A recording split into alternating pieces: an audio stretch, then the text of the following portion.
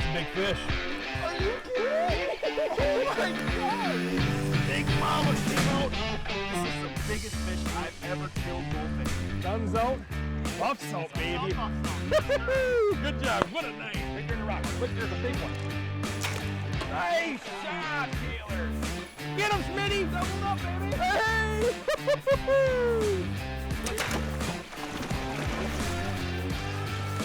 Good shot, man. There we go. We got two of them now. He's a good gator. He's a monster. That's a good gator. Wow. Love bowfish. Come here. Time for a free boat ride in the AMS boat. Hey! Hey, everybody.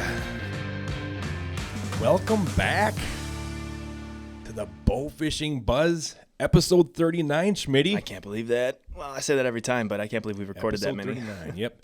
Presented to you by AMS Bowfishing and Megamouth Bowfishing as well. Heck yeah, heck yeah. Hot temps, Yep. sun's out, fish are out. Yeah, I'd say. Yes, it's been a lot of fun here the last couple days. A lot of stuff, or actually last couple of weeks. Yeah. Since the AMS Big 20, man, we have been putting miles on the AMS truck and AMS boat. Been putting miles on Matthew. You got that right. You got that right. I know we're a day late, but I just got back here. Yeah. Just got back into the shop this morning, so Yeah. we are ready to rock and roll for episode 39 of the Bowfishing Buzz. Remember, you can listen to this on all your favorite streaming podcast stations as well. Yep. And also, don't forget the AMS YouTube channel, where there's going to be video behind the stuff that we're talking about, Schmitty. Yep. And I think that for this podcast especially, some of the video is going to be very cool to see. It'll be cool, some cool stuff up there. Yeah, we got a lot of neat stuff. A lot of neat stuff going on right now. And the podcast is going up on Carbon TV as well. That's right. For AMS. Yep. So make sure to hop over to Carbon TV, sign up for that, and give us a good rating over there if you enjoy what you're listening to here on the podcast. That's right. On Carbon TV, you've got the podcast videos you can watch. You've got just a regular podcast you can listen to. And then we also have the AMS Bowfishing videos out there as well. Yep. And I know I've said this before when we talk about Carbon TV, but for people who maybe have just started following what we're doing here in the last couple of years, there's stuff that maybe you haven't seen, because there's some throwback footage, some amazing footage from, I'd say Absolutely. 7, 8, 9 years ago, that we've been doing this for a long time, kind of leading the industry as far as going out and trying to get footage and stuff like that. Right. So that's really cool. But let's get back to this podcast, Matt. Right. I think what I'm going to try to do here, just to lay out what we're going to try to cover in this podcast for the listeners. You just got back from a week-long trip down in Kentucky. And I'm not going to tell it. I'll save this for the questions I'm going to ask you, but you got to do some cool stuff with some kids and whatnot. Absolutely. So what I'm going to do here, you just got back this morning. Yep. We have very limited communication about the trip. We haven't, necessarily dove into all the details, and so we're gonna use this podcast for myself, especially. I just want to learn about your trip and just hear about all the details and everything that you. Right. I mean, you showed me some pictures and whatnot, but I just so I'm just gonna kind of be asking you a bunch of questions from a standpoint of not really knowing everything that you did down there, and that'll just kind of convey to a nice little question and answer for the listeners. Sure. Have.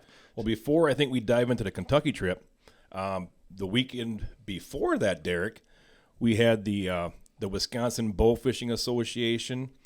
We joined up with AMS as well, and then also Ray Howell with his Kicking Bear. Yep, you took some kids Wisconsin youth event down here in the Mississippi River the weekend before the Kentucky trip, actually. And if you are familiar with Ray Howell and Kicking Bear, you heard our last couple of podcasts ago. We had Ray Howell on as a guest. Yep. He told us a story about him growing up and some of the struggles that he went through and to where he is now, and his Kicking Bear events and how they help help a lot of the youth, especially a lot of youth that are in a little trouble. Yeah. Some of them don't have a father figure in their lives. So you can kind of know where Ray's coming from. But also want to give a bunch of love out to Ray also, because his wife just passed away here, 4 weeks ago, and from cancer. So a big shout out and a big hug to Ray. I was so happy to see him down there at the Kicking Bear event, to give him a big old hug, and Ray is just such a special person. And it was the stuff he does for kids is just out of this world. The memories, getting the kids in the outdoors is just amazing. So big shout out to Ray Howell.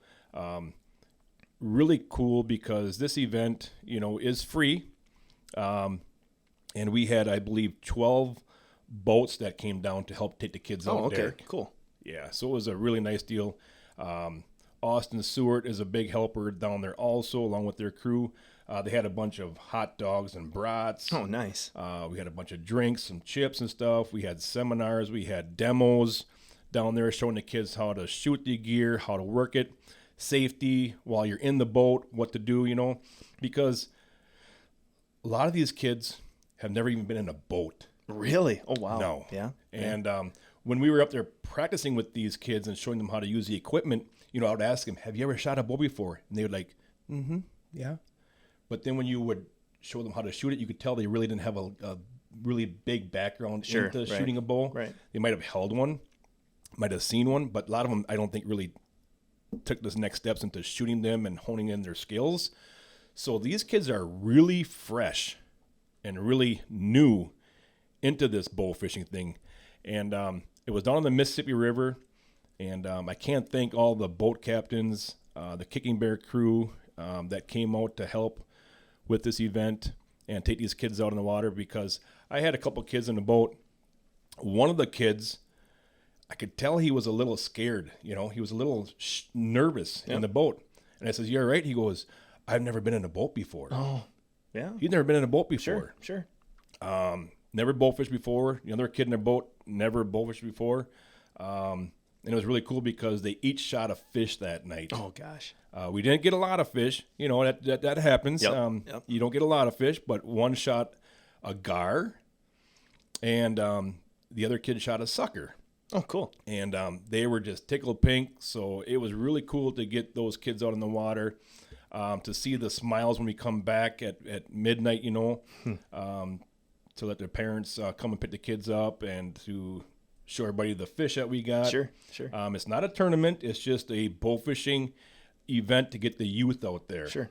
But a lot of fun. How many kids did you take out, Matt, on the boat? Roughly how many kids per boat were down there? How many kids total were down there, I guess? Well, I had Ray in the boat wanted to come with me. I had my helper, John.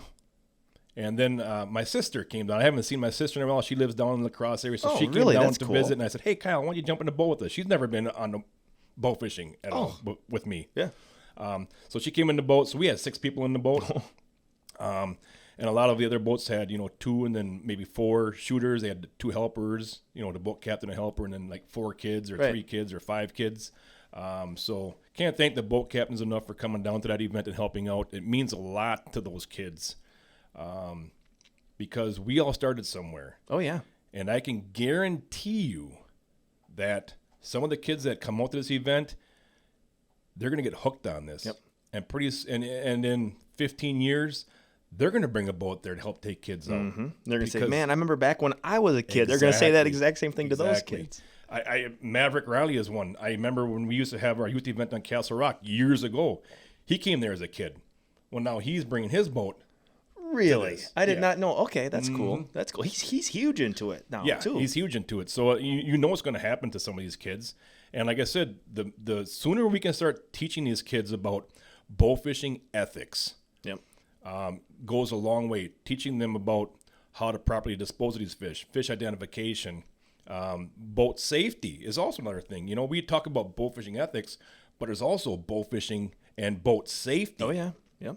That goes along with this. So really neat event, and had a great time down there with those kiddos and seeing a bunch of good friends and laughing and making memories is what it's all about. Oh, yeah. For sure. Mm-hmm. So you got back from that Sunday. That was a Saturday night shoot, Matt? Yeah. Okay. Yep. Saturday night, got back Sunday morning, I'm guessing. Got back Sunday morning. I know you were at work on Monday getting things ready, and then did you leave to go down to Kentucky last week Tuesday? I left Tuesday morning. Okay. All right. So Tuesday morning. I remember saw you driving away. I'm like, "Oh, there goes Matt. I didn't even know he was here today, and he's gone."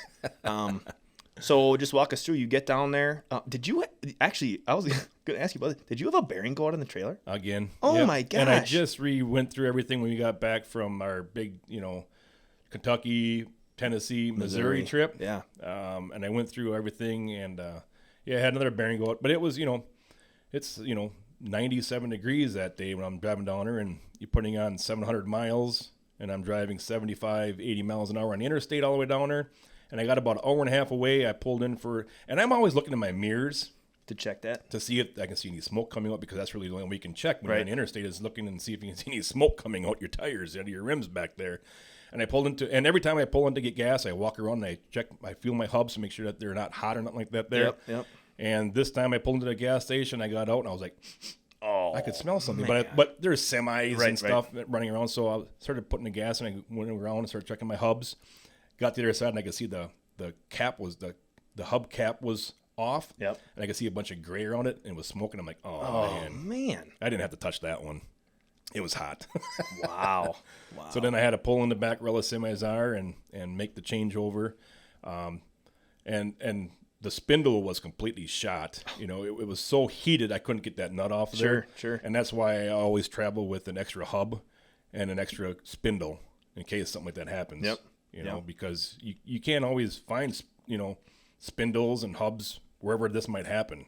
So I always travel with an extra pair of that stuff. So just a, quick little 40-minute, layover, get everything swapped over and back on the road. That's a good little tip there even. If you guys are traveling long distance, if you stop somewhere, just do a walk around. What happens if that happens and you turn around and you got freaking smoke billowing and that thing's cherry red and you're going down the interstate and there's nowhere that you can pull over besides the shoulder? Yep. Every time I get in for a gas station, I check my tie downs. Yep. Make sure that the boat is still nice and tight. My straps are all nice and tight.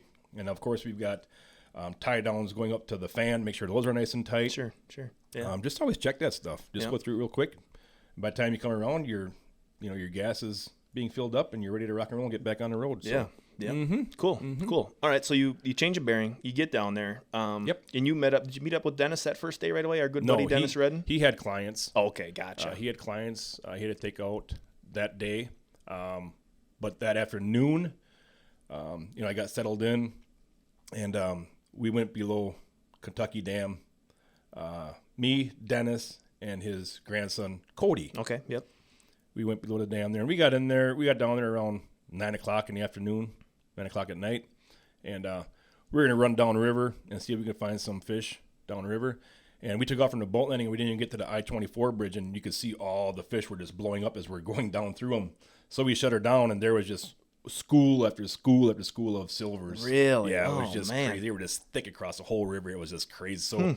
So we shut her down right there, and we just started floating down the river and shooting fish and shooting silvers and talking. Good times. And we got down there, and we shot a couple big heads that night, in that 20 to 25-pound range. Okay. Saw some big heads. But we went down the river to kind of check, do a little scouting for the Jarred Ashmore Youth Tournament. And didn't really see much that we kind of liked. So we didn't go down there for the youth event. But it's always so that night when I got down there, I looked back behind me up towards the dam, and you got the bridge, and you got a bunch of lights back there, and that we had that big old moon. I'm sure you guys had it here too on Tuesday. That big, I think they called it the orange moon or something like that there, whatever it was. But it was just ginormous. Really? Coming up over top the dam there, and I took a couple nighttime photos, and they turned out pretty cool. That's cool. Yeah. That's cool. So you got down there on Tuesday. You guys shot some fish. Some fish on Tuesday night. The Jarred Ashmore Youth event is on Saturday. Yeah.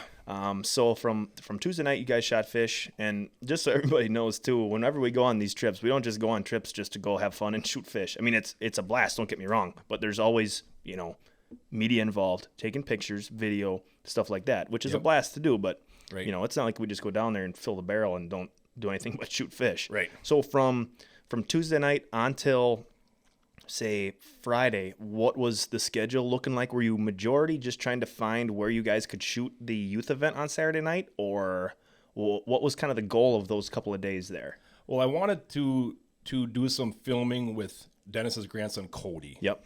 I wanted to do some filming with him. He's 16 years old right now.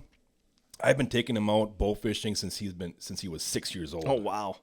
And to watch his progress, throughout all these years of going down there and taking him on the boat and bowfishing with them, shooting the Jarred Ashmore tournament with him. I remember years ago when we would just go strictly for silvers because that's all the poundage that they could draw back to get those fish in the boat. We couldn't shoot big heads. We couldn't go shoot buss because they were just bouncing arrows off those fish. They needed a lot of help, and I remember driving back to the boat landings to head back to the Jarred Ashmore, and Cody would be sleeping in the boat before he got even back to the boat landing. Then they'd be sleeping in the truck from there to the Jarred Ashmore headquarters, and then they were just they weren't really, they were into it, but they were little. That was a lot for a 6-7-year-old kid. Yeah. Yep. So you see that progress throughout those years, and then and then when they finally could shoot enough draw weight to where they could shoot some big heads, well, we had to find the right size big heads, those 20 to 25 pounders, and find a good number of them fish. Yep. And then back then, we were shining the lights for them. Sure. Yep. So they could see and they could follow our lights, because it was just a lot for a little kid to hit the pressure switch, swipe his bowl looking for the fish, and then to draw and shoot. Mm-hmm. So we were just at that time just swiping our lights for them to find the fish. And then you see, in another couple of years, they got the lights on their bows. They're shooting a good poundage. Yeah. They're doing it all themselves, then. And then, like on this trip here, I didn't make it down there last year because we had to get the boat fixed. After the Worlds last year, we did some damage to the boat that had to get fixed up. So I couldn't make it down there to the Jarred Ashmore last year. So now this year, to going out with Cody, Dennis had clients again, so he couldn't go with us. So Cody was there helping me, and he's back in the boat in the water. When we get done, head back to the launch. He's running up, getting the truck, bringing the trailer down, backing the trailer into the water. I'm driving it up, loading it up there, and he's up there, tying it down and getting the safety chains on and driving me back up out of the water. He's tying the straps back. He gets out and he puts the straps on the boat. He's locking everything down. So that's pretty impressive for a 16-year-old. It's just so neat to see that progress, throughout all those years of taking him out on the water. It's a lot of fun. So Wednesday, I met Cody at 7:30 in the morning. We ran to McDonald's, got a little breakfast snack, and then we went below Barkley. We went below Barkley Dam. And we got down there and got to our spot there. And I was sitting up on the filming platform, and he was down working the trolling motor and looking for fish. And the silvers were everywhere. But we were down there mainly to find some big heads, Yep. And all of a sudden, I'm like, Cody, there's big heads over there, And pretty soon, there's quite a few big heads. So we shot a couple big heads, and he shot a couple of big heads, and he's having just a hoot up there. He's really getting into this. He's liking it, We're seeing a lot of fish. And we were trying to get over by the lock wall that comes along the dam right there by the gates. Yeah. And you could see all the fins out of the water over there. There was like thousands of silvers over there. And what you do is you get over there, and you just got to be patient.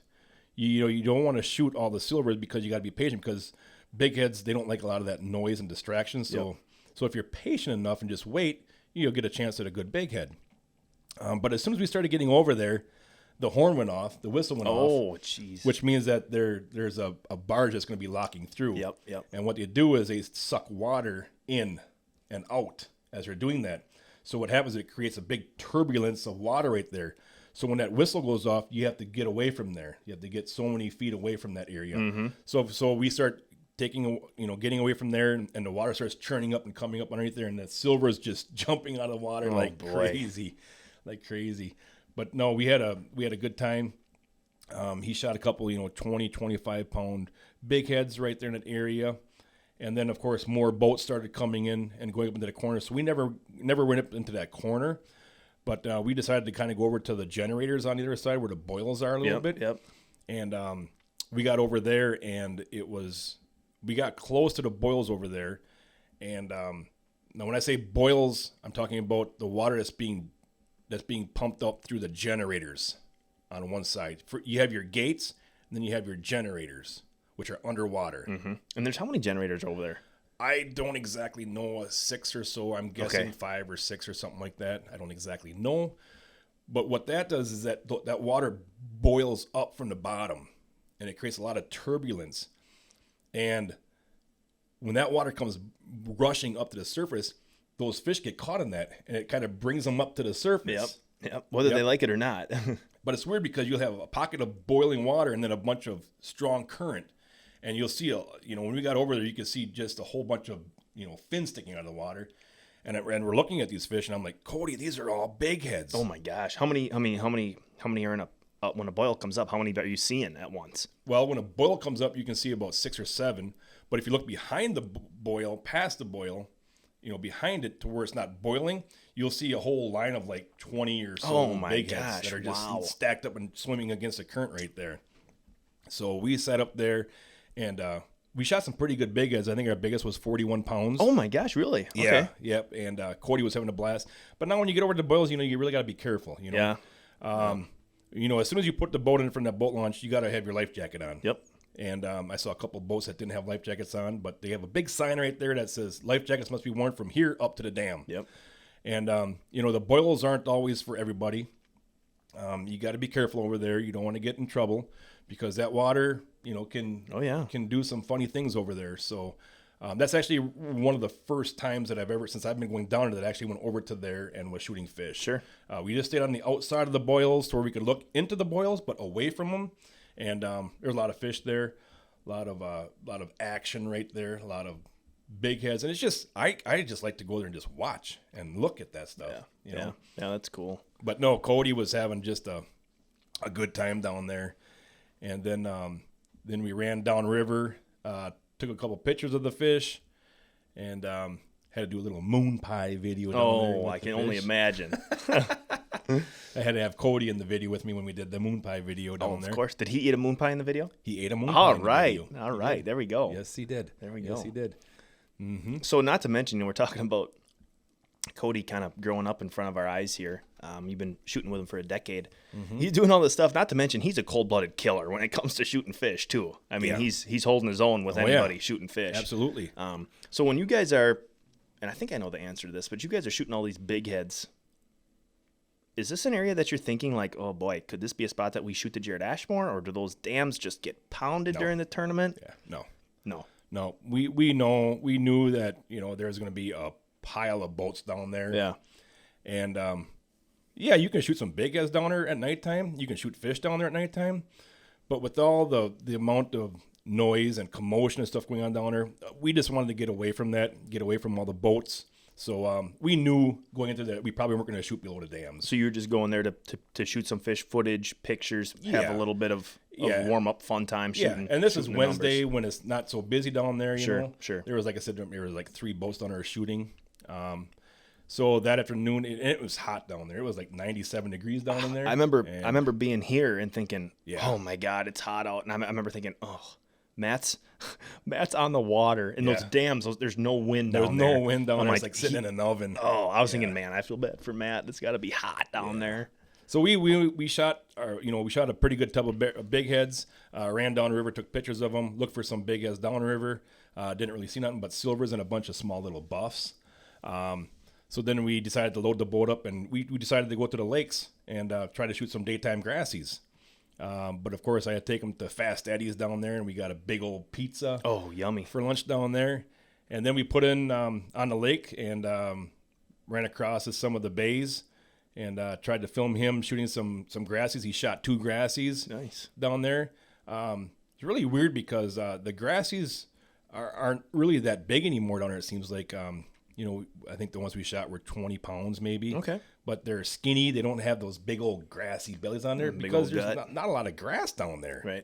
Right. They were actually feeding. You could see them feeding on the bottom like carp. You can see their tail up here, and you can see a big dirt cloud where they were trying to filter. Sure. They're eating little snails and stuff like that, little crab and stuff. Gotcha.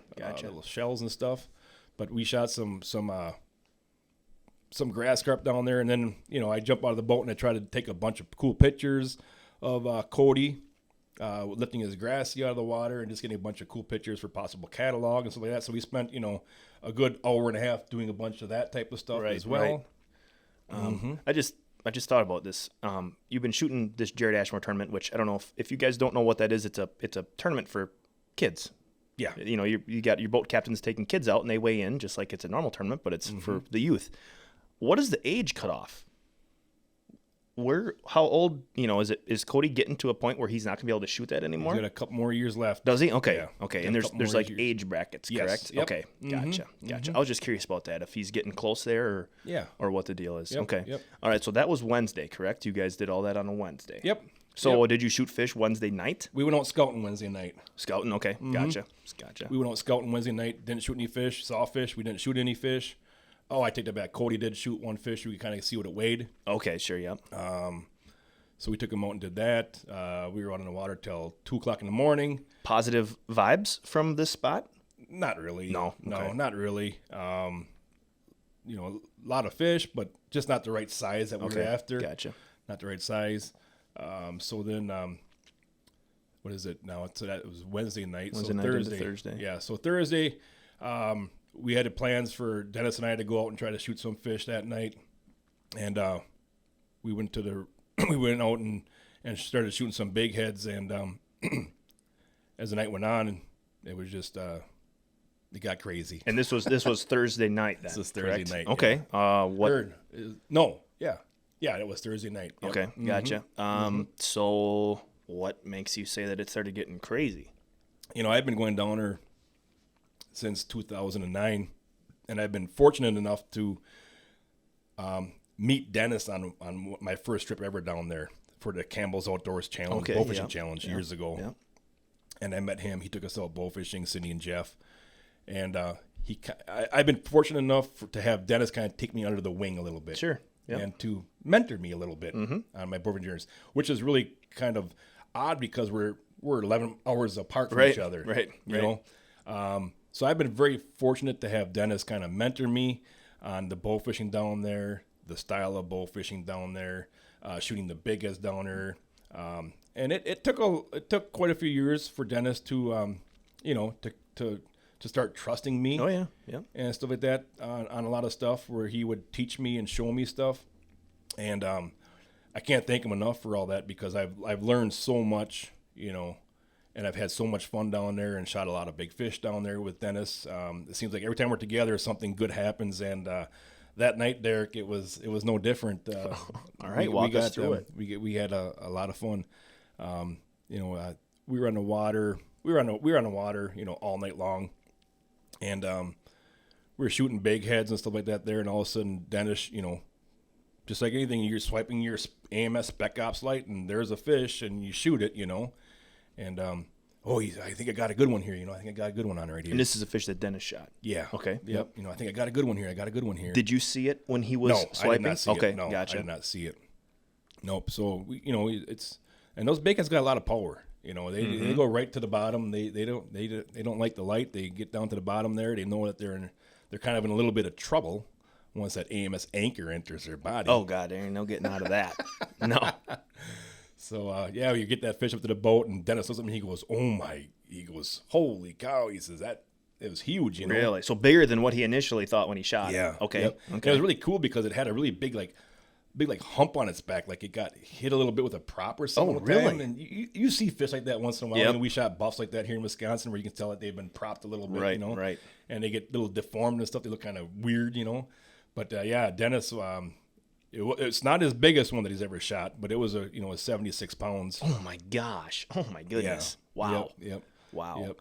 And we got that in the boat and did a couple of high fives and hooting and hollering, and it's just being able to do that stuff with somebody who's mentored me since 2009. Yeah. And to be in the boat with Dennis and to do all that stuff. And that's why I always say it's so important, for us as bowfishers to kind of take somebody under our wing. Sure. Yeah. And mentor them a little bit. Show them the ropes. Show them some spots. Learn to trust them, and keep connected.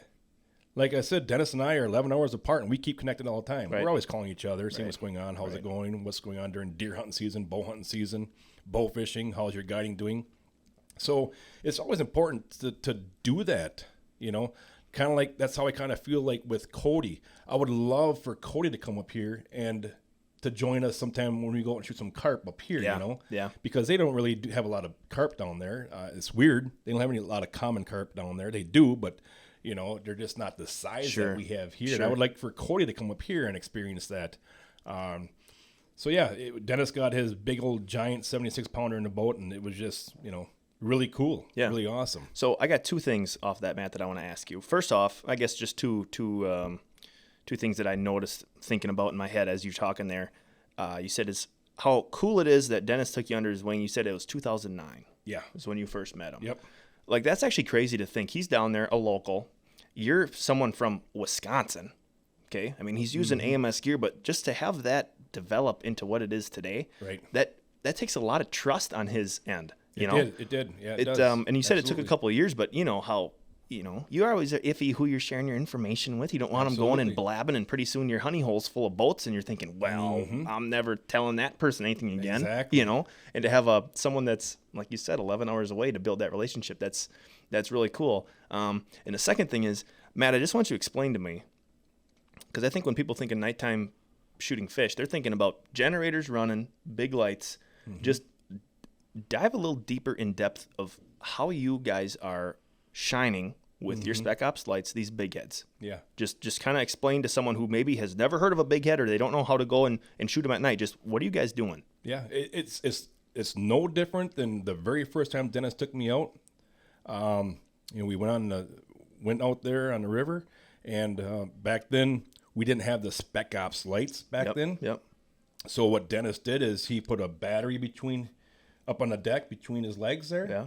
And he used like a light that you shine deer with, a big spotlight. Sure. And he would connect it to the positive and negative on the terminals there, and we would just go downriver, and every 20, 30 yards, he would just shine that light in the water. And you guys are doing this because these fish would spook from a traditional bunch of lights on a boat, generators, noise. They would spook from that long before you had any chance to see them. Okay. Yep. And Dennis said when we went out, he goes, "No, we're not going to be turning the generator on. We're not going to be having our big lights on because that'll push the fish down.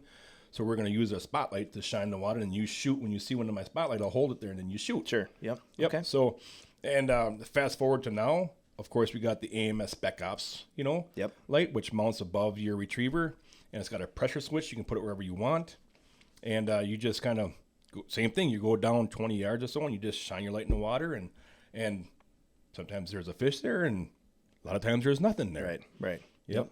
That's cool. That's cool. I always thought that. Sorry to interrupt you, but when we would go down there, that type of bow fishing at night is by far my favorite. It's peaceful. It's peaceful. You hear all the noises that a river has to offer at 1 in the morning. You can sit there and you can literally be this far. You can be talking like this, having a conversation, and there's no generator or anything running. You can talk. You can everything that's going on. You can hear fish splashing and everything. I always thought I was like, wow, this is really cool. Yeah. It's so quiet, peaceful, like you said. Yep. Yeah. Absolutely. And I can't remember what I was going to say now. I forgot. Sorry. Oops. Derailed the train there. But, like I said, a lot of times you swipe, you don't see nothing. But what you can also do is a lot of times the moon, or you get down river and there's some factories along the river down there. Okay. Yep. They have a lot of lights that shine in the water. And a lot of times you can see that disturbance on the surface of the water if it's calm enough. Okay, sure. You can see that disturbance. You can tell that there's something feeding right there. You can see V's, and that's a fish, got his top lips out of the water, and he's swimming upriver, and he's filtering as he's swimming. And a lot of times you can see that. You can see it coming. It's getting closer. Boom. Turn your light on. There he is. Smoke him. Gotcha. Okay, cool. So, let's go back to Thursday night then. Let's not get too far away from that. Thursday night, you said it started to get crazy. You just said Dennis shot that big fish. One thing I want to know, what was the current like where you guys were? You just mentioned that they're sitting there kind of filter feeding. What was the current like that night? There's not a lot of current. It depends on, it can vary so much. It all depends because how much rain they get, in certain areas up there. What the generators are doing up there, what if they have a gate open, okay, sure, something like that. So the current is never the same. Yeah, the current is always changing. Okay. What you can do is I always like to look for little scum lines here and there. After a barge goes through, you go out there behind that barge, and he's turned up a lot of water back there, and you can find some scum lines behind the barge as he's going through. So you can kind of look for that stuff.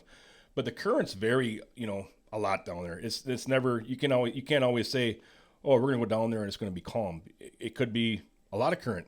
A lot of times, like you said, we're doing this a lot at nighttime. Yep. So really, the only way that you can see if you're even moving Oh, yeah. is by looking up at the tree line, and just watching it, and then you can see actually how fast you're moving. Sure, yep. By watching the trees and seeing where you're going, how fast you're going downriver. Do you have a preferred current? I mean, do you want swift current when you're shooting these fish, or do you want it to be calm? But do you have a preference at all?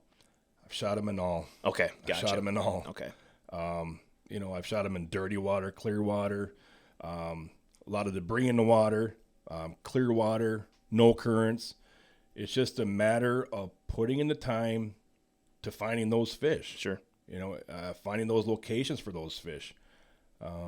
It's just, like I said, putting in time. And it's not, some nights can be extremely exciting and extremely busy. Every time you shine your light, there's fish, there's silvers, there's bigheads, there's gar. Some nights you might shoot 2. Yeah.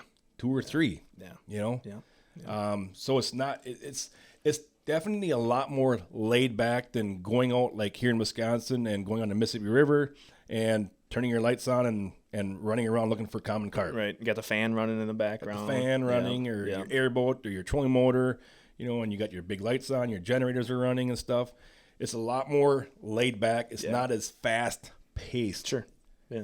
It's not as fast paced going out after these big heads at nighttime. Okay. All right. So Dennis shot this beautiful big fish. Let's pick up right after that. First of all, do you remember what time at night? What time of night was it when he shot that fish? 4:20 in the morning. What? Oh my gosh. So were you guys shooting a lot of fish? No. Really? No. We were seeing fish here and there. We were seeing silvers and stuff. We just weren't shooting the silvers. Once in a while, I popped a silver just kind of, It loosened you up a little bit because there were some good silvers swimming around and stuff like that there. But no, it's just a matter of being in the right place, right at time. the right time when you swipe your light. Okay. It's just luck. Okay. All right. So Dennis gets that fish in the boat. Pick up after that. Mm-hmm. And Dennis shot his fish probably before midnight. Oh, okay. I thought he shot it at 4:20. No, I shot mine at. Okay. I got you. Okay, so Dennis shoots his fish around midnight. Pick up. Let's continue Thursday night after midnight. Mm-hmm. We were running around the river trying to find some fish, trying to find where they might be hanging out. A barge did come through. We went out behind that barge and nothing there. Nothing there. Okay. Didn't find a lot of fish, and we're getting ready to call it quits and head back and get some sleep and stuff like that there. And like I said, it's just a matter of luck, Derek. Yeah. It's just a matter of luck that I just happened to hit my light. I hit my light in front of me, and I swiped it to the left side of me. And as I got right to the left side of me, I see a big head sitting there. He's about a foot under the water. He's broadside to me. He looks like a 40 to 50 pound big head. Okay. Yep. Drew back, snapshot him with the old V2, and I was like, "Oh," I said, "I got a fish on, guys," and it went right directly underneath the middle of the boat. Oh, okay. So we chased him down with the trolling motor a little bit, and he's peeling line, and I'm holding my trigger tight, and the line's slowly going out. My handle's going backwards. Yep. And I grabbed my line to kind of like lift, and I was like, there's a lot of weight right there. Really? Okay. And I could tell just by the way the line was moving that I hit him a little further back than I really would like to. Okay, tail shot fish are always there, always freaking crazy. But it didn't feel like a tail shot, but I could feel him moving his tail, trying to get away from us. You can feel that back and forth motion on the line. And then he would, he'd take off hard, and then he would, literally it felt like he just went down to the bottom and just sat there. And it was just like, a lot of times it was just nothing. It was just weight and nothing was happening. It was just sitting there. Boy, okay. Yeah. I was like, guys, this is a pretty good fish. This is a pretty good fish. So we just kept chasing it down, getting more line up. And finally he started coming up to the surface there, and it was pretty black out. Like I said, we're not using generator lights and stuff. We're using our Spec Ops lights. And it was pretty dark out and shining lights, and I could barely see the fish and put a backup shot into it. And then it really took off. Okay. Then it really took off, and it took about another, 3 minutes to get him back up to the boat. Oh my gosh, really? So you got 2 arrows in him at this point. Yep. And so now we got a little more pulling power on him now. Yep, a little more confident in giving that fish the beans a little bit to pull him up. And we get him up alongside the boat, and that's when I was like, are you kidding me? Really? Okay, so when you Are you kidding me? when you put that backup shot into him, whoever put the dentist shoot that fish, okay? So when you had that fish somewhat close, I mean, was there a thought process in your head where you're like, no, not at that time. No, not okay. Not at that time. I'm still thinking 50 to 60 pounds. Okay, you know? okay. And then, like I said, we got that backup shot into it. Got him up to the boat, and he was alongside the boat, and that's when you could actually take my Spec Ops light and shine it down there to see him. Yep. That's when I actually got to see the girth and the size on this fish and his head, you know. And I was awestruck. I was like, really? Are you kidding me? I've been going down there and shooting big heads since 2009, 13 years or whatever it is. And I got lucky. You know, I got lucky. I finally got me a river giant. Yeah. You know, we've shot giant big heads down there before, you know, 60, 70 pounds. And that night, the stars lined up, you know. Dennis shot a 76, and then, you know, we get this thing alongside the boat, and I was like, oh my gosh, you know, that's a big fish. And then even then you're not thinking that big. Right. You're thinking 50, 60 pounds. Yep. But then when I reached down, and on big heads, you can always open their mouth, and you can kind of punch your fingers through underneath their bottom lip to kind of grab them and bring them in the boat. I couldn't push my hands through that skin. Really? And I was like, oh, this is a big fish. Yeah, there's a lot more. Yeah. So finally, I mean, literally his bottom lip was so much bigger than any, you know, big head that I've ever shot before. And, sure. And finally I got my hand in there and I got it poked through, and I started lifting it up on the boat, and I was like, whoa, we've got a tanker here, boys. Yeah. We've got a big tanker right here. And I brought it up on the side of the deck there, and I was once again, I was awestruck. You know, I was like, are you kidding me? This thing is ginormous. This thing is huge. So at this point, are you like, biggest big head I've ever shot? Yeah. Hands down. Yeah. Once I saw him laying there and trying to lift him, I was like, you know, that's a good fish. Yeah. It's a good fish. I still didn't really know exactly how big he was. Sure. Yep. That's hard. How do you gauge that? It's not like you are shooting fish like that all the time that you can, you know, say, oh yeah, right. It's about that. So, you know, we put him in the boat, talked a little bit about it, got our arrows out, and after the fact, I just kind of realized of how much I trust my AMS gear. There you go. Perfect. You know? Yeah. Everything was flawless in the gear. You don't have to worry about gear failure at all.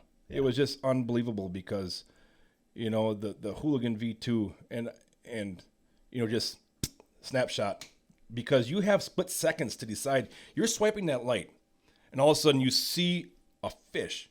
In a split second, you got to shoot. Okay, so you never turned your light. It's not like you saw the fish and went, okay, guys, big fish over here, and then redrew. No. It was all in the same motion. Because literally, if you swipe a light and you see a fish and you turn the light off and you're like, okay, let's get ready. You go up a little closer and you hit your light, it's gone. Gone. Yeah. He's gone. You don't hear him. He just sinks like a submarine. Yeah. So you swipe your light. There's a fish. It's big. Shoot. That's how much time you have, you know? Yep. And that's why I love the Hooligan V2, you know, I snapshot it. And then, of course, like I said, when I was feeling it, I was tail shot a little bit on that fish. Yep.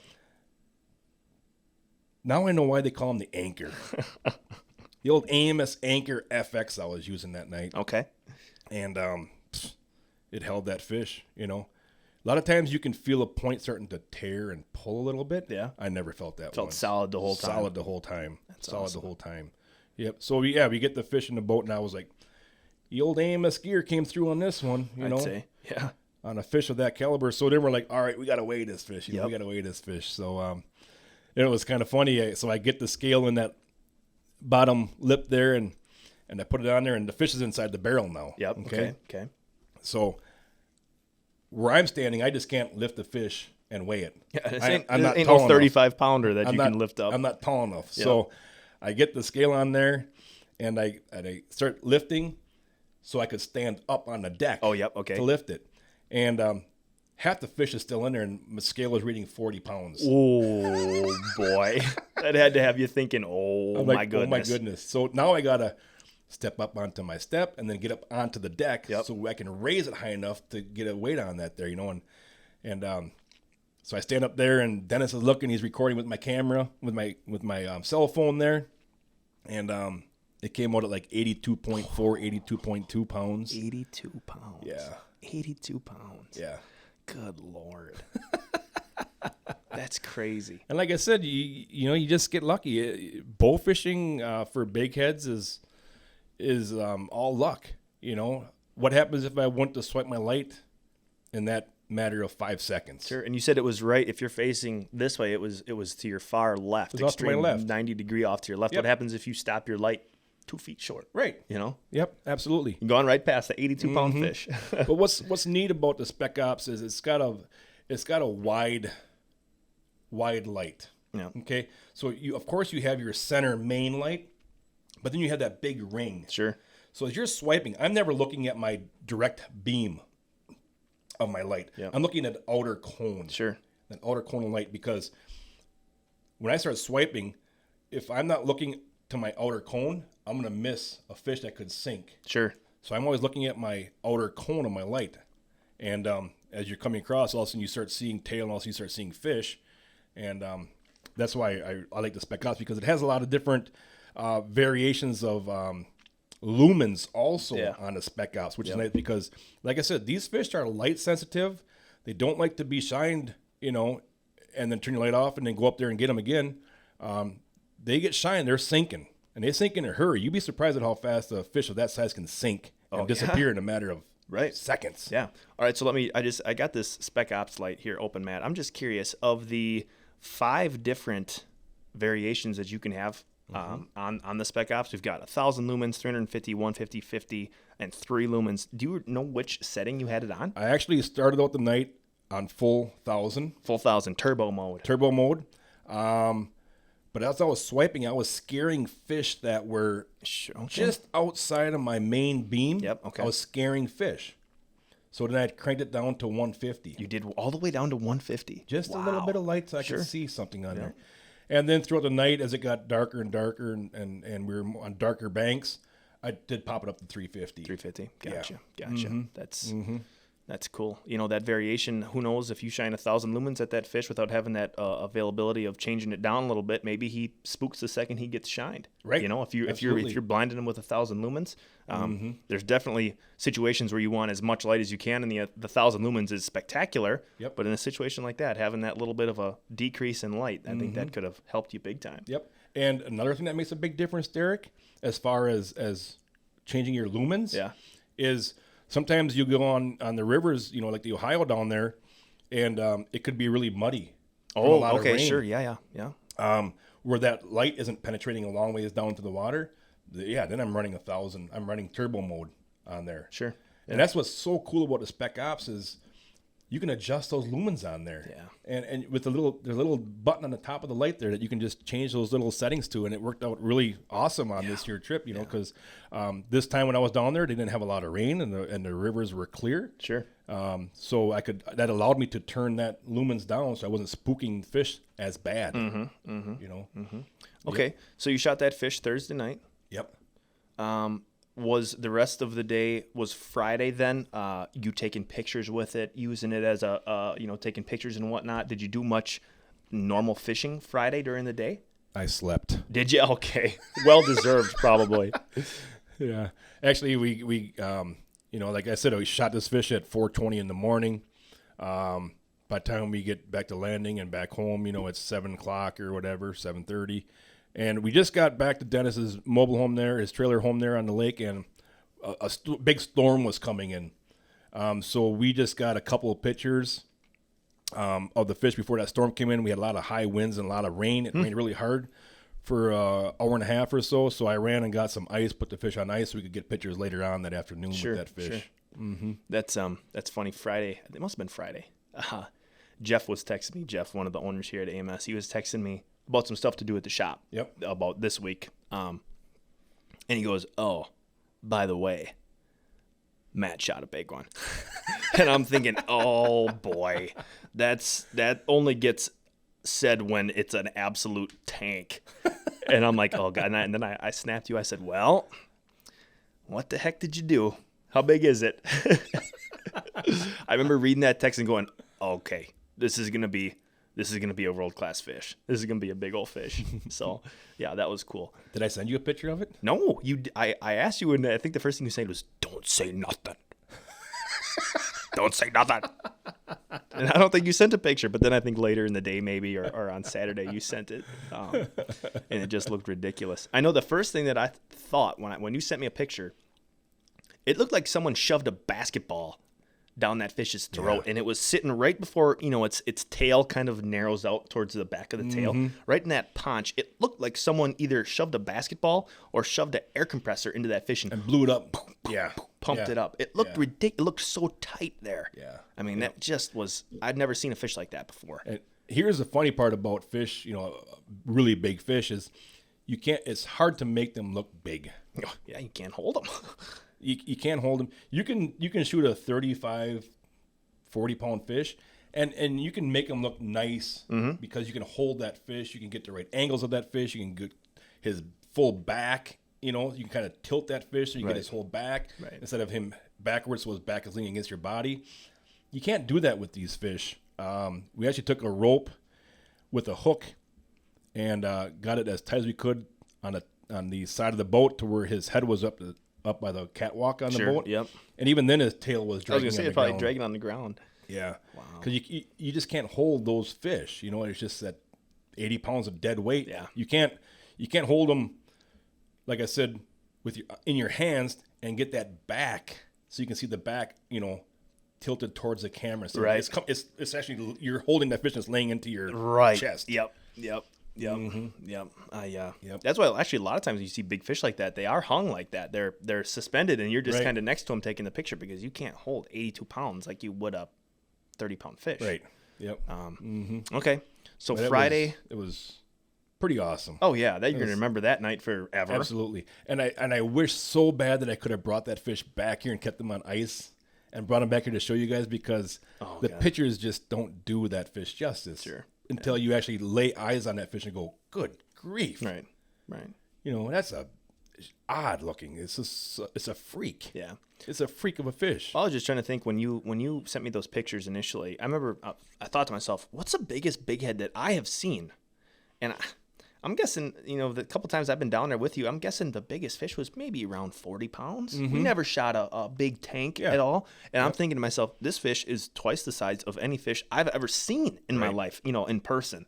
So I agree with you there. The in-person aspect of it must have just been jaw-dropping. Really cool. And don't get me wrong. Like I said, it took me 13 years to get a fish of this size. Yeah. I just happened to get lucky and be in the right place at the right time. When I hit my lights, and there he was. He just happened to be up. I mean, just think if that fish was 2 feet down, swimming, he would have been gone. He would have been past my lights. So, I see people posting pictures of, a 40-pounder is not that big anymore nowadays. I'll take 40-pounders all night long. Yeah. Like I said, it took me 13 years for me to get a fish of this caliber. 13 years, and you go down there a couple times a year. Yeah. We've got Dennis down there keeping an eye on things. We have more resources than a lot of people down there, and it took 13 years to have a fish like that show up in our beam. So yeah, that's very cool. That's a special night for sure. Yeah, that's awesome. So Friday, did you go out at night at all to scout for the upcoming Jarred Ashmore Saturday? I went out with Damian Lovelace. Oh, okay. Yep, Damian. Went out with him for a little bit. We went to a couple of his spots that he has. It was me, Damian, and Cody. And then Dennis and Ty. Ty is Dennis's other grandson. Yep. They went to a different location, and we did some scouting down there for that. We found a lot of fish. But, everything was... 17. We figured we could get it like a 17-pound average. Okay. In that area, a lot of fish, beautiful spot, but we weren't sure what to do. Yeah. Because with a Jarred Ashmore, you have to be back to weigh-ins by 1:00. That's right. It's not an all-night deal. You're back at 1:00. You have to be back at 1:00 for weigh-ins. And each kid weighing how many fish, Matt? 5. 5 fish per kid. Okay. Yep. 5 fish. So you leave at 7:00. And you got to be back at 1:00.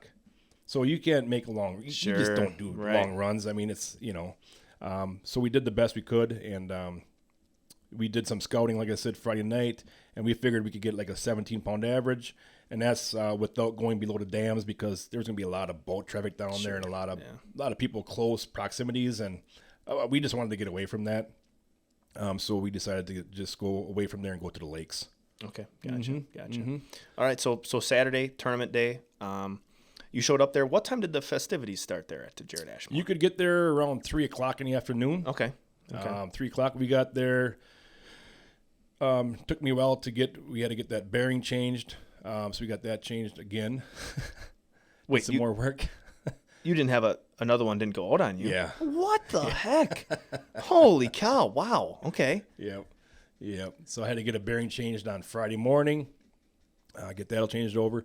And then come to find out, last time we were there, Derek, with Red Shutter Media. Yep. Remember we came out of the boat landing that one morning and the tire was flat? Yes. So we took that tire to a tire store and we got it plugged. You blame me for not checking the boat ramp for nails before before I backed the boat in. But I remember, So they put that plug in there. So when I was taking off my extra hub and spindle, the tire was flat. Oh. On my spare. Oh. So I'm like, well, I can't have a spare that goes flat. Right. So we took the spare to another tire place down there in Murray, and the guy looked and he goes, "Oh my gosh!" He said, "Who did this?" Oh, and we thought that patch was weird when we got it. The plug was sticking above the tires. Oh. He's like, "Oh my gosh, who did this?" And he goes, "Whoever did this did not do a very good job." And we took the tire off the rim, and he looked inside of it, and it looked like literally a big wad of plugs that just were stuffed in there, just awful. And he goes, he said, "That's bad." Yeah. So they got me a new tire there and got me back on the road, ready to rock and roll. So by the time I got that on, got the bearing changed, got the boat cleaned up the best I could, we were down there about 4:15. 4:15? Yeah. Okay, gotcha. About 4:15. I know just when we got that tire changed, we went into that place to get the plug put in, and they said, "Oh, yeah, okay, give me 10 minutes. We'll have it ready for you." Okay. Hour and a half later, we've seen every inch of the store 5 different times. Yeah. All right, she's ready. And I remember we got it. We're like, wow, that must be a new style of plug there. That's interesting looking. So, okay, that came back to bite us. Yeah, it did. Gotcha. So before I think we get into the Jarred Ashmore here, Schmitty, let's take a little break from our sponsors. Why I Bowfish. Hunting fish with a bow. Non-stop action. Never slow. By day, by night. Great shots. Great fights. With family, with friends. Trash talk never ends. And kids, they love it. If they miss, think nothing of it. By foot, by boat, by board or canoe. How you do it is up to you. Aim low. Shoot fast. Watch your shadow. Watch the grass. Shoot carp, raise, or gar. Shoot them close. Shoot them far. Stout arrow. Barb tip. Retrieve a reel. Let it rip. Bowfishing. Give it a shot. And welcome back to the Bowfishing Buzz, episode 39. My name is Matthew, and I'm here with my good buddy D. Schmitty. Yeah, that's right. Yeah. So we're just we talked about so far the trip leading up, and now we're to tournament day. Tournament day for the Jarred Ashmore. Yep. So let me ask you this, Matt: how many people, how many boats, how many kids in total? Do you know a number on that, or roughly how many were down there? 164 kiddos. Oh my gosh, really? Yeah. Well, that's cool. Yeah. That's very cool. Yep. That's awesome. And I believe Andy told me there was 80 boats. Okay. That showed up, boat captains that showed up to help take the kids out. Gotcha. Very cool. And like I said, it's one of the premier youth tournaments there. The kids traveling from all over the place. Yeah. To come to this. And for an event like this to get 80 boats to help take kids out. Yeah, a lot of people bring their own kids and stuff. Right. But for 80 boats to show up voluntarily. Right. During these times when gas prices are over $5 a gallon is outstanding. Yeah. Outstanding. That would be a huge tournament if it was a normal bowfishing tournament. 80 boats. That's a huge tournament. Yeah. And you got it of just people coming down to take kids out. Mm-hmm. That's cool. Yep. And I love this event because you get it's so much more relaxed and laid back. Sure. Not your traditional tournament. Yeah. And the kids are walking around, and the boat captains are walking around, and they have, just seeing everybody and talking with people you haven't seen in a couple years, and catching up and talking and, going in there. And Andy Cardwell and his crew have been doing this event for a long time. It's actually put on because Andy used to take a kid out years ago. His name was Jarred. All right. Jarred passed away when he was a kid. And this is in memory of Andy's, kind of like a kid that he was bringing up mentoring. Right. Yep. And so this is put on in memory of Jarred Ashmore. And it's just a wonderful, wonderful event. And I'm just so happy to go down there and be able to spend time down there with those kids, to talk to them, to see the smiles on their faces.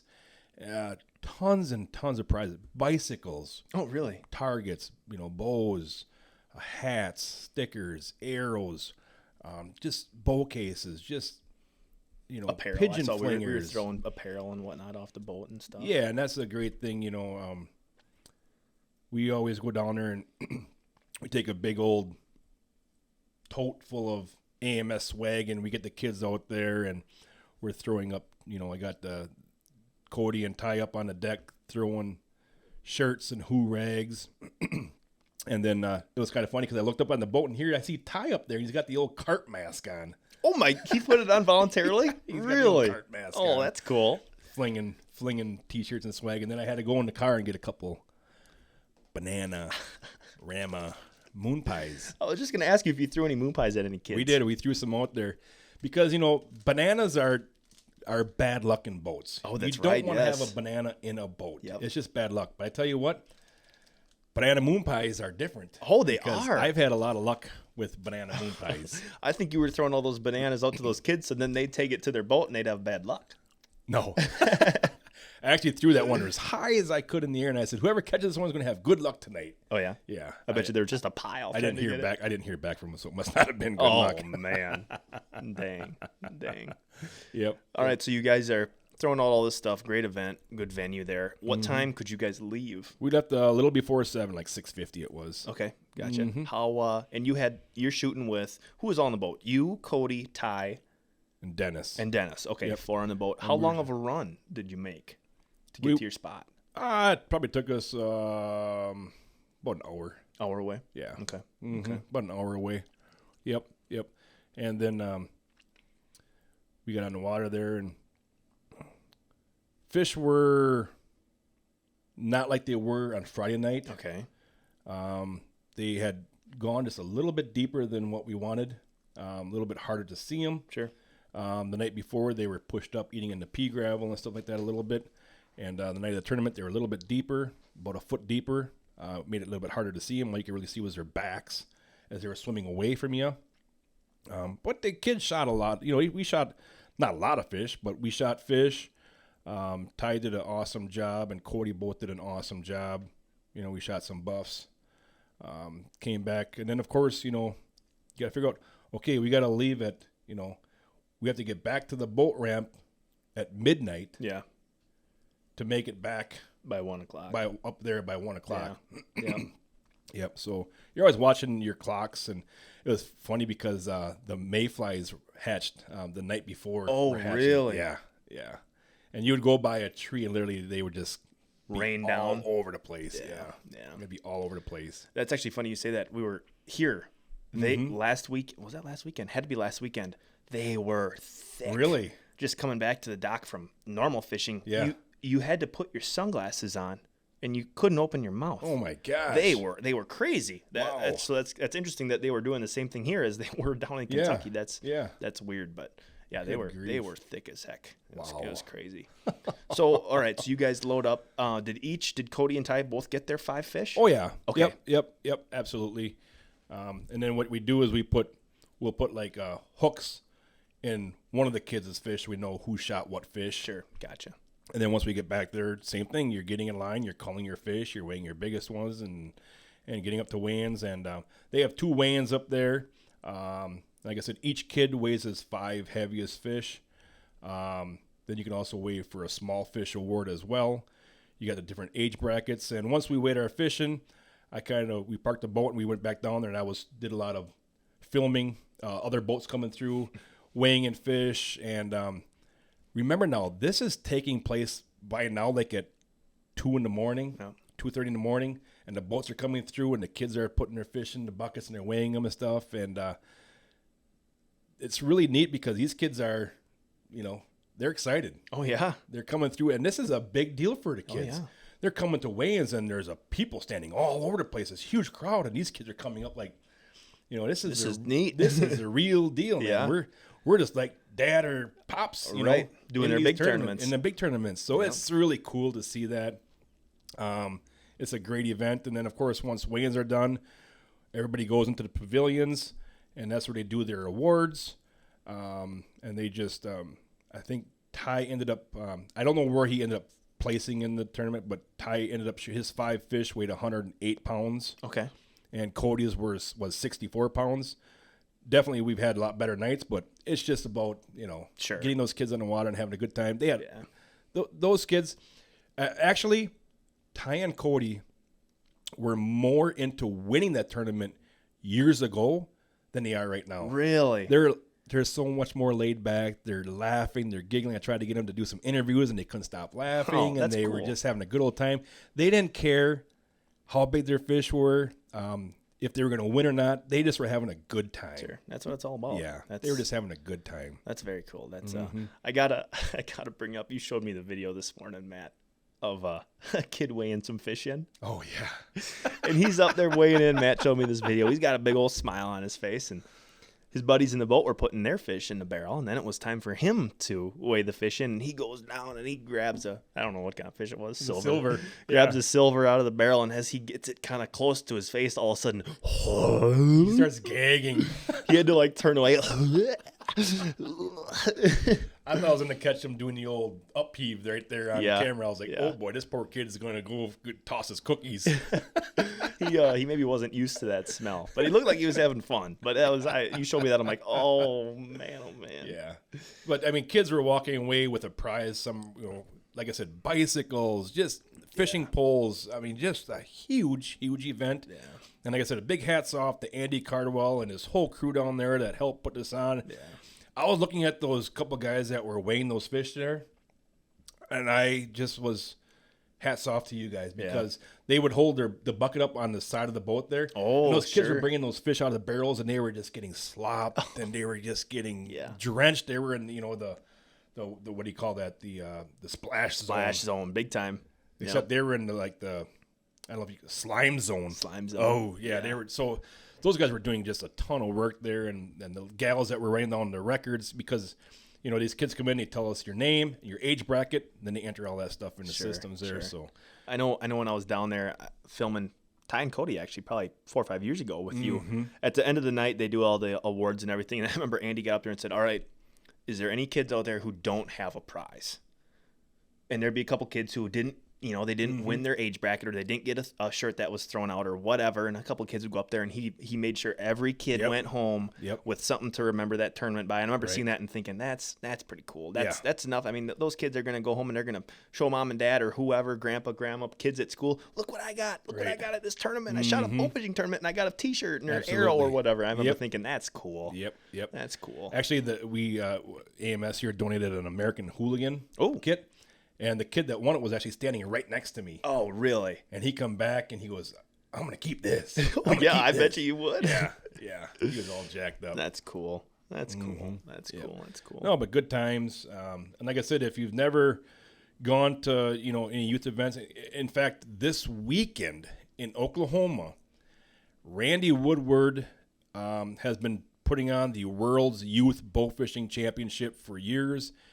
Does an outstanding job. I want to get back down there and visit Randy and see the kids down there and get some kids out. But Randy Woodward's got his Youth World's Bowfishing Championship coming up this weekend down in Oklahoma. There's a lot of youth events going on right now. Get out there and give a helping hand. Be a mentor. Be a mentor for the sport that you love, bowfishing.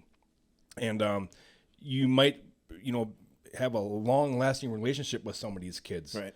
Teach them how to do stuff. Teach them the right way how to do the stuff. Ethics, safety, all that stuff. Get out there and help out, and just get out there and get those kids on the water, because that right there is the next generation of bow fishers. Absolutely. And it was also really cool, Derek. I saw a lot of,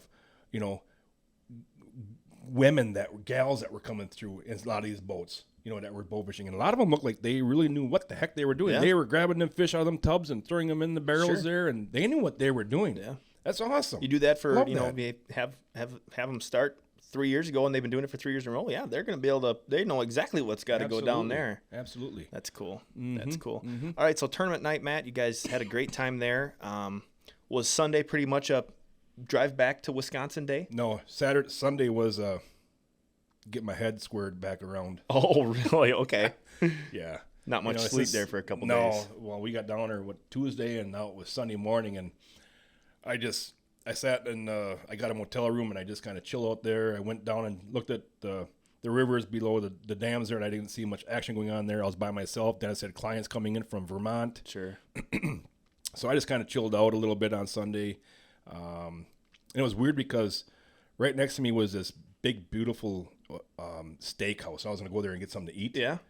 Well, it was Sunday, and everything was like closed up. Really? So I went down to Cracker Barrel, Oh, classic. and they had people lined up outside there waiting for like 40 minutes. I'm like, well, the heck with this. So then I went to, get this. So then I go, I'm like, I've been eating at fast food places the whole time I've been down there. You know how that is. You start after day 2, you're Yeah. like, oh. Yeah.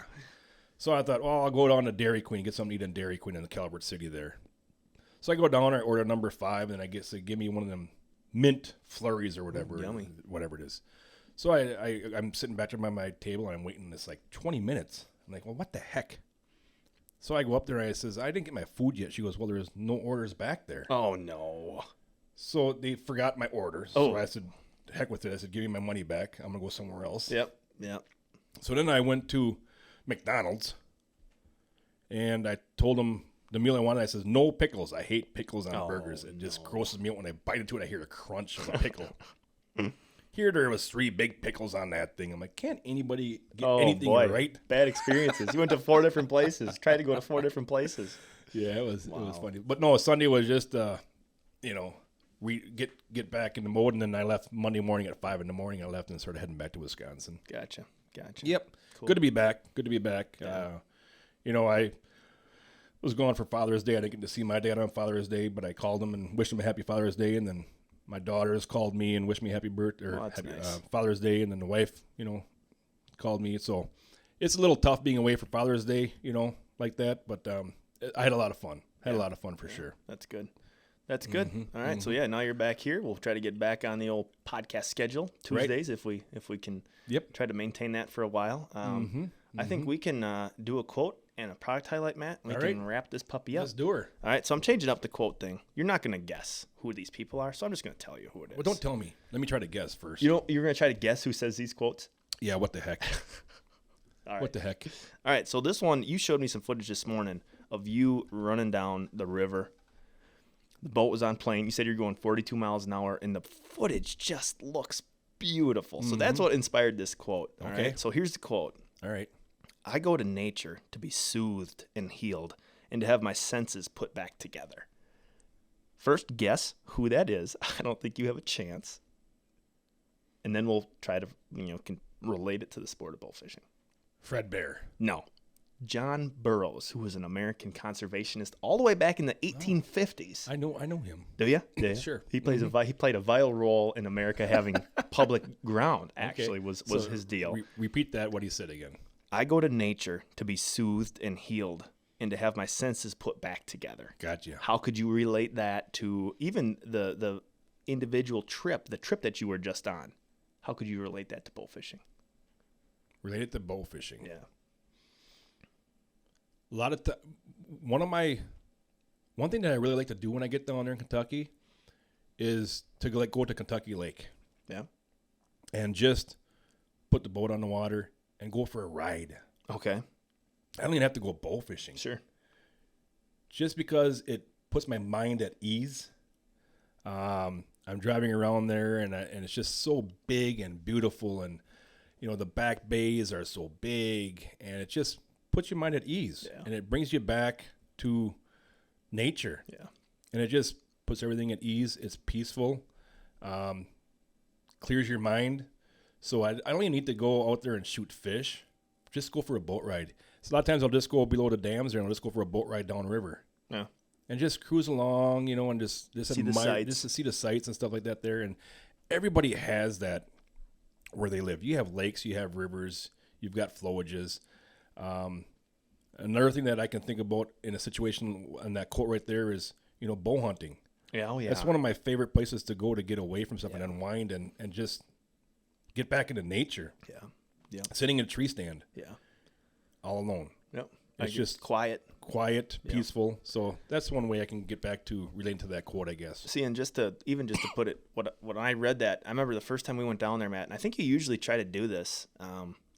We'll leave the shop, just on a couple of them that you and I have both gone down to Kentucky. We'll leave the shop usually early in the morning, 6 o'clock. We'll leave the shop. You drive all the way down there. It's 6 o'clock at night now.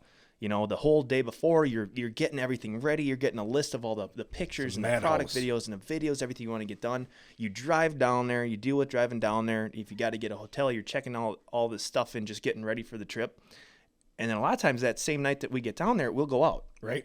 And it's like, I remember especially when we're shooting bigheads down there, and you get out, you go to your spot, you make your run, and you turn off the motor, and it's dead quiet. Yep. And it's I just remember the first time we did it, I remember getting up on the deck and being like, whoa, silence. This is amazing. It goes from mad rush to instant chill. Yeah, just totally relax. It's like, wow, this is just phenomenal. Mm-hmm. So yeah, it's like you go there and you just reset yourself. Yep. Almost. Yep. All right, so we've been talking a lot about the Spec Ops light. Yeah. And I think that would be a very appropriate product highlight for this trip. You guys were using it. The Spec Ops light from AMS here, you can bowfish in stealth mode, silently stalk up on fish with the brightest LED bowfishing flashlight available. It's got a pressure switch on there, a bow hand switch, extended remote switch mounts to bow riser and allows several modes of the light to be activated with or without pressure when at full draw. Ultra slim mount. Matt, we can slap that right behind our retriever, between the riser and the retriever. You never know it's there. Nope. There's nothing, that can get in the way. It's up tucked away. It's just perfect. Ultra slim mount. Another cool thing that's awesome about it there is it mounts higher than your stabilizer hole. And that's yep. And you get such a better line of sight with that. Right. Mounted high above that. It's mounted above the retriever on the riser. Yeah. It's mounted into the sight holes where you mount it to. So that's awesome about that. And like we were talking about earlier, there's turbo mode, which is 1,000 lumens, high mode 350, medium 150, low 50, eco is 3. Yep. And you can play with those just like you did on the water. Exactly. You can pick out which one is working best for the situation you're in. It's not like you're stuck with 1,000, or if you're stuck with only 100. Right. You've got a ton of variations to use that there. So I like it, Matt. Even when we're just around here shooting fish, just to have a light. If you shoot a fish and just to have a light in the boat, you bring a fish in the pit and you're dealing with it, just to have a light to light everything up with. Right. You know how many times we've shot fish with that, even with our big lights on, where you're like in thick weeds or lily pads, and your lights just don't get into those little pockets back there. A little bit more. Boom, you hit it. There's a fish in there. Yep. We've shot a lot of fish with it that way, even with, like I said, with our big lights on. Yeah. It's a great little tool to add to your bow fishing arsenal to help you get more fish into the boat. Absolutely. So make sure to check out the Spec Ops light here. We got them in stock. I know we were packaging them up this morning. So make sure to check out the Spec Ops light from AMS. Absolutely. Well, I like that. I think, Schmitty, that might be wrapping up episode 39 here. Bowfishing Buzz podcast presented by AMS Bowfishing and Megamouth Bowfishing as well. That's right. I can't thank Dennis Redden enough for his hospitality again this weekend. Had an absolute blast taking out his grandboys, especially Cody on this trip right here. Great job to Andy Cardwell and your crew for putting on the Jarred Ashmore Youth Tournament. You guys do an outstanding job. Great to see. And thanks to AMS Bowfishing for their awesome bowfishing gear made right here in the USA. Yep. So from all of us at AMS Bowfishing, we wish you the best of luck. And remember, aim low, think big. Thanks for listening, guys.